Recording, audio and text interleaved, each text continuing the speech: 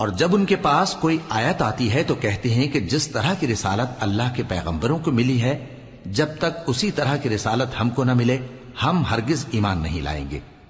اس کو اللہ ہی خوب جانتا ہے کہ رسالت کا کون سا موقع ہے اور وہ اپنی پیغمبری کسے عنایت فرمائے۔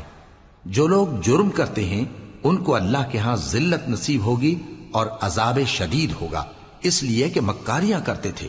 تو جس شخص کو اللہ چاہتا ہے کہ ہدایت بخشے اس کا سینہ اسلام کے لیے کھول دیتا ہے، اور جسے چاہتا ہے کہ گمراہ کرے اس کا سینہ تنگ اور گھٹا ہوا کر دیتا ہے، گویا وہ آسمان پر چڑھ رہا ہے۔ اس طرح اللہ ان لوگوں پر جو ایمان نہیں لاتے عذاب بھیجتا ہے۔ اور یہی تمہارے پروردگار کا سیدھا رستہ ہے۔ جو لوگ غور کرنے والے ہیں ان کے لیے ہم نے اپنی آیتیں کھول کھول کر بیان کر دی ہیں۔ ان کے لیے ان کے اعمال کے صلے میں پروردگار کے ہاں سلامتی کا گھر ہے اور وہی ان کا دوست ہے۔